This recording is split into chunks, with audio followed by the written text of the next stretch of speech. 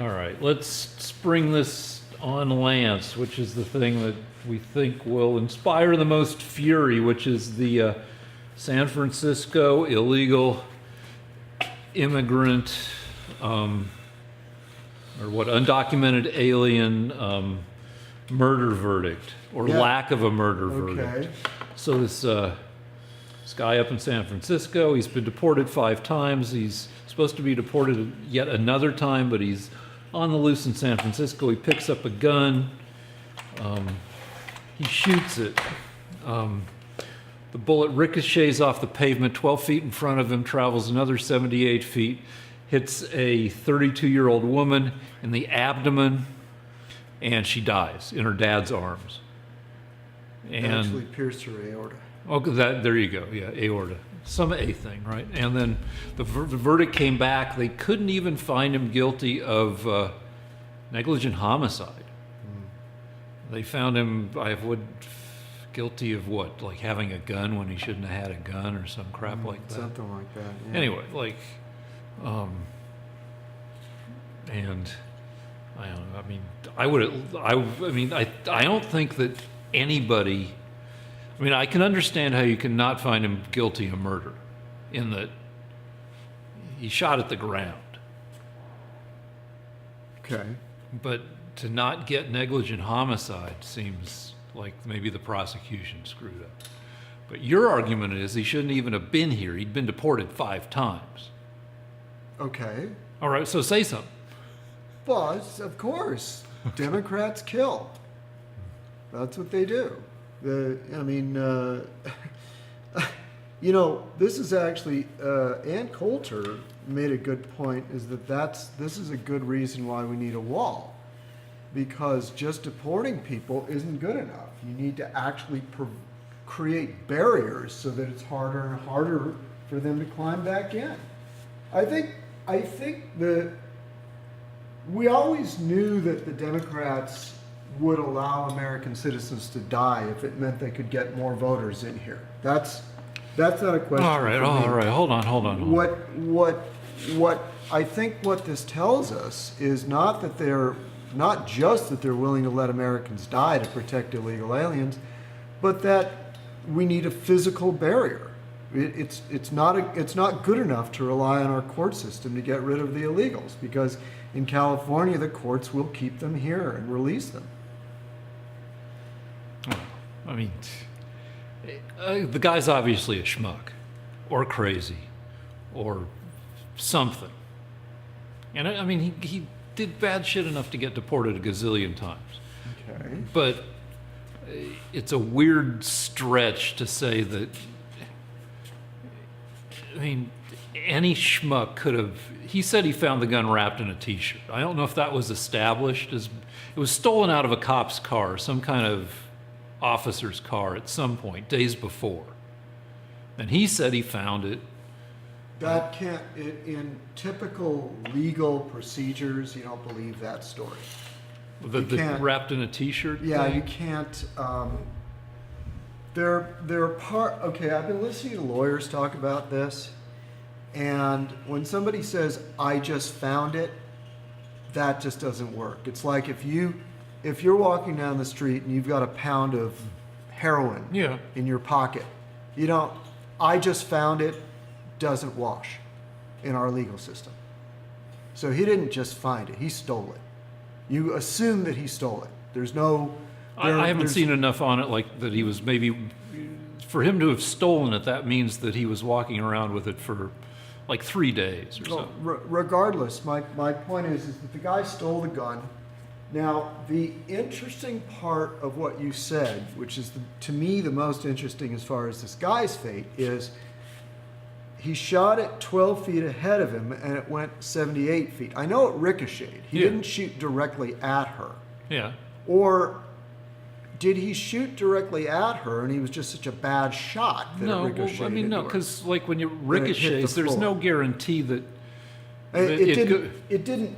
What I'm saying is, was the angle of the gun pointed in such a way that it would ricochet, close. Like if I fired at you and I missed by a foot and it ricocheted in, you're sure that it was 78 feet further? Well, they measured all that shit. Okay. I don't Okay. doubt No, those no. numbers. I mean, if that's what they said, that's what Yeah. they said. So it was involuntary manslaughter at the very least. You would think.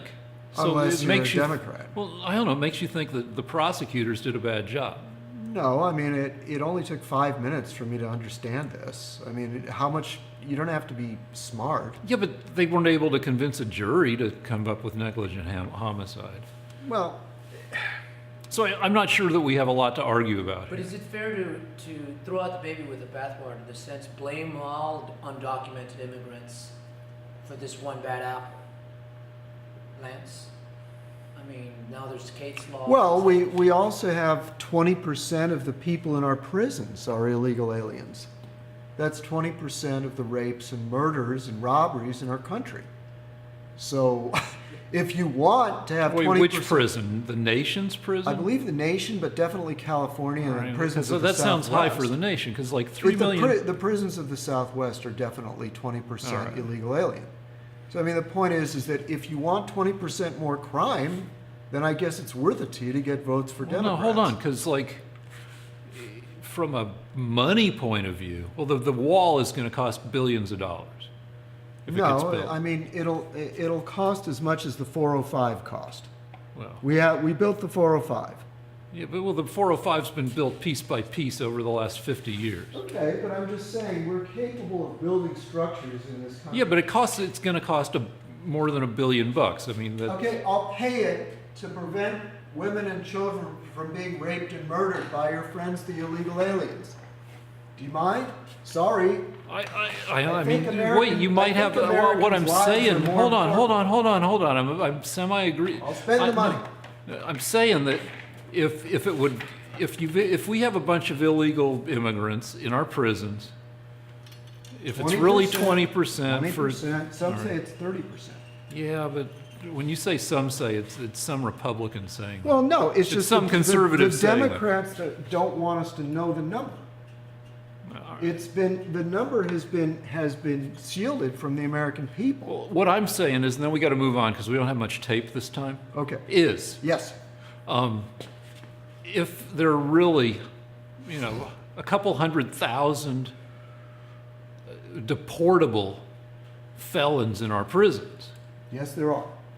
and it costs like 30 grand per prisoner per year.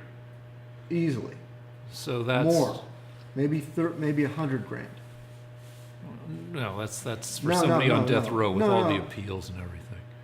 All right. Well, a lot of them commit crimes that are worthy of death. Anyway, Not a lot, that's pushing. Enough. It's pushing $1 billion a year. 200,000 times. That's just to keep them. What about the cost of trying them? Putting them in, what about the cost of apprehending? I'm just saying, you can make the argument that it costs more to keep deportable felons in prison than to deport them. Though I don't know how the legal system works around that.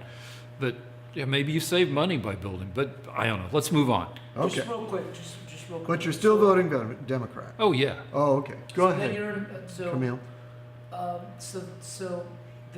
is it fair, again, I don't think you guys, to like the dreamers and the undocumented. Well, I don't think it's fair. I think it's blame crazy because them- you to got blame them for this one guy. you got one schmuck who steals a gun or finds a gun, but probably steals a gun, according to Lance. When people who aren't rabid conservatives do the statistics, they find out that undocumented aliens have a lower crime rate than the general population. Except for those 20% that wind up in our prisons. Well, no, they're part of the sample.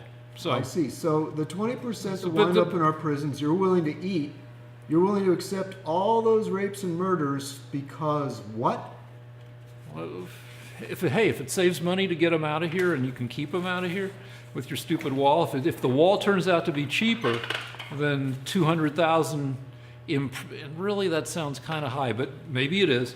Then yeah, go for it. What about those poor bastards got raped and murdered by your buddies, the illegal aliens?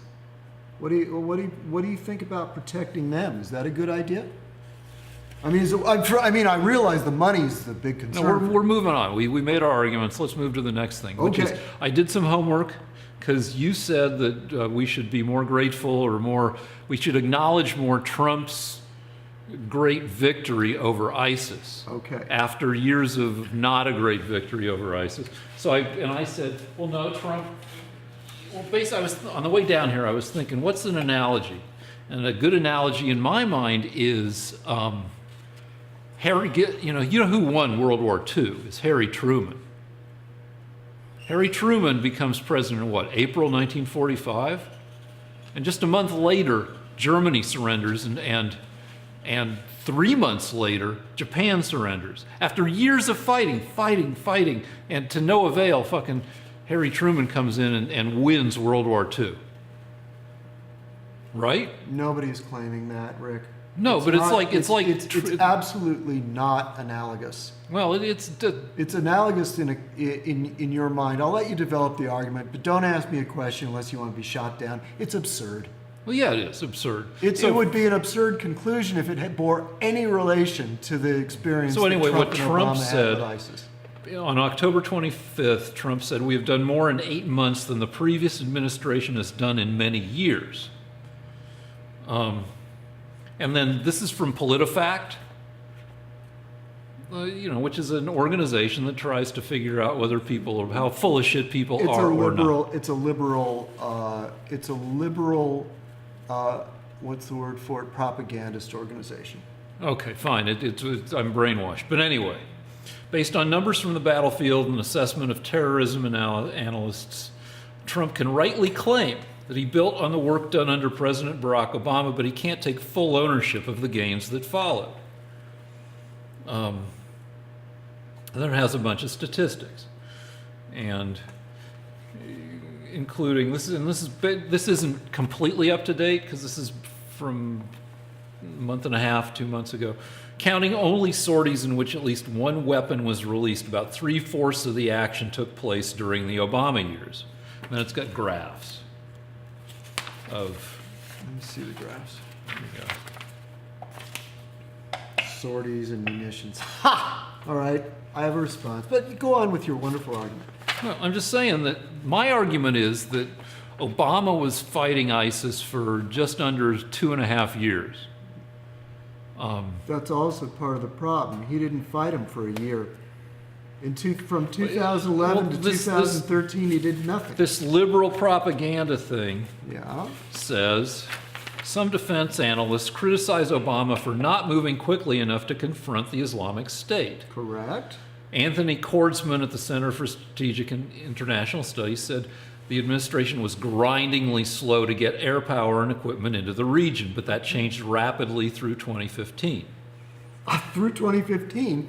So from 2011 to 2015, for probably close to 4 years, Obama watched those people get raped and murdered All right, and no, did you can make nothing. that argument, but when did ISIS start calling itself 2011. ISIS? What?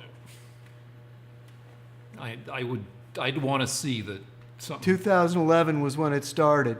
And so for 4 years, that prick sat in the White House and watched everybody die. Did you know that the Yazidis were almost wiped out completely, along with all the Christians? Well, the you've whole said that, tribe. but no, right, It's right. genocide. He watched a genocide. Yeah, but we've talked about this a gazillion times. Oh, We're not okay. gonna Well, talk I won't about this bring up that again. Go ahead. No, Oh, don't oh. fucking bring up Can that I again. respond to this absurd claim you're making? Or are you finished? Do you have more to say? I'm just saying that it wasn't all of a sudden. Here's what I'll give you. Obama. Oh, they also say, let's see. Is that the best you got? No, I got some more, but let me. Under Trump, the tempo of airstrikes increased, and military commanders were given greater leeway to order attacks. But Kordsman said that represented no great shift in overall strategy. Trump deserves credit for fully implementing the plan and some limited improvements, but it is nonsense for him to take credit for a program his predecessor had largely put in place. So the deal is that, yeah, Obama... None of that's true, but go ahead. Keep going. And by the way, who said that? A corpsman? Anthony Kordsman at the Center for Strategic and International Studies. Okay, all right, good. Keep going, keep going. So- I want you to finish your point. Let it Let's see. All right. So fully right. unpack it. So, between 2/3 and 3/4 of the firepower unleashed against ISIS hit before Trump became president. The terrorist group's hold on territory had started to crumble a year before he took command. While Trump ordered some changes in the military operation, the experts we reached said those didn't transform the strategy so much as continue the one he inherited from Obama. So, all right, so what Trump did do is he changed the rules of engagement, which means they were dropping more bombs, or they were taking more opportunities to drop bombs, which meant that there were more civilian casualties, but they were also wiping out more ISIS at a greater rate, though not a hugely greater rate. But you said it would take 12 years to take down ISIS, if it were Obama still in charge. Okay. Which I think is an exaggeration. I think I I've don't been know, more think- than fair. Now I can respond, okay? Yeah. All right. So here's what happened. The first bad thing that Obama did was wait for several years before he responded, which is something that Trump would not have done. He waited several years so that ISIS could get firmly entrenched, thus causing the problem. So that alone is bad enough, but we've discussed it many times. Then his strategy, he did three things that caused ISIS to survive longer. Four things. The first was waiting several years so that they could build up their fortifications. Excuse me. The second thing he did was he made it so that all offensive operations, down to the smallest scale, would have to be approved by civilians in the White House, sometimes lawyers, people with no military experience. Now you may think, well, that sounds odd. Why would such a thing as that occur? It occurs in all losing military ventures. Whenever that happens and has been allowed to happen in a war, the side that does that loses. That's one of the ways that Japan lost World War II. One of the reasons that the U.S. continued to progress without any problems after Yamamoto was killed is because the bureaucrats in Japan were deciding how the war would go, and so they didn't know what was happening on the ground. So when you change the rules of engagement so that the people on the ground make the decision, you go from a losing strategy to a winning strategy. Because it's not an overall strategy. There's something called tactics on the ground. There's strategy, which is your general goal. And there's tactics, which is the fighting on the ground. The fighting on the ground has to be decided by the people on the ground, not by bureaucrats in the White House. That's the second stupid thing Obama did that Trump changed. Don't interrupt me. The third thing that Obama did was he refused to arm the Kurds. He technically started the mechanism of it in December of 2016 after Trump said, this is what I'm going to do. And Trump armed the Kurds. That gave us a huge fighting force that was extremely effective against ISIS, a powerful ally. That's the third stupid thing Obama didn't do. Obama refused to arm them. Nobody knows why.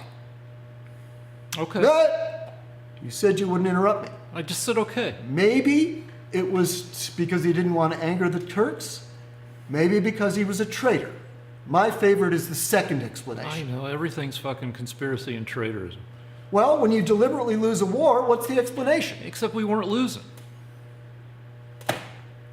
We weren't winning, Rick. Yeah, we were. Let's. Wait. Okay. Here's the fourth thing that Obama. So You just didn't said- arm allies. Made decisions. Changed the rules of engagement. He acted too slowly, allowing the enemy to fortify. And the fourth stupid thing he did was to fight the war through attrition. Now, we went over this a little bit last week, but I'm going to flesh it out for you. No, Don't we don't interrupt have- me. we Do don't- not interrupt me. Now I'm going to yell. Don't get You all said yelling. I could have the floor. What the war of attrition is this, okay? The Obama strategy was to go up to the stronghold of ISIS and try to impel the ISIS fighters to leave the stronghold where we would kill them. That's attrition. It takes forever because they're dug in. They don't want to leave. They can hold out. As long as they're well armed, it takes 3 times more offensive troops to defeat a well-entrenched defensive force. That's military theory, going back to the Middle Ages. So they were holding out. The territory was getting smaller, but the strongholds were all holding out. So what the Trump administration decided to do under Mattis was, we're going to surround the stronghold, then we're going to pound on the stronghold. Rather than forcing them out, we're just going to crush the stronghold, capture it, and decimate the forces inside. So those are the 4 ways that Trump changed policy, which led to victory within 9 months and led to not much happening under Obama. All right. Well, I disagree with some of that stuff based on the homework. I did. Just sheer stubbornness. No, because I just read you some bunch of shit that Didn't I'll give answer the question. which It didn't refer to the question. The strategy was changed. It was altered. no, you've got a bunch of. I've read that a bunch of generals say no, the strategy was not changed appreciably. That it was pretty much a But continuation. that wasn't the strategy. It was. The generals you're referring to are lying. They went from attrition to surround and destroy. That's a completely different strategy. That was, and I watched for 3 years. I saw what the Obama strategy was.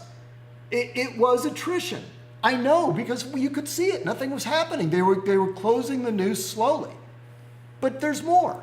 No, No, there's more. No, You we- brought this up. You brought in a piece of paper. You researched all week. Now I'm going to tell you what really happened. I have a right.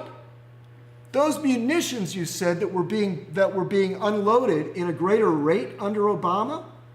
They well, were. I'm not saying they greater were, rate. They were bombing more because the bombs were less effective.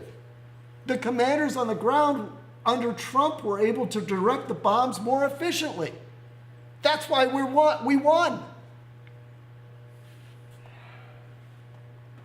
Now, I have more to say, but I'm going to yield the field to you, and we can change the subject because I have another subject to discuss. All right, let's go to the next subject 'cause we don't have much.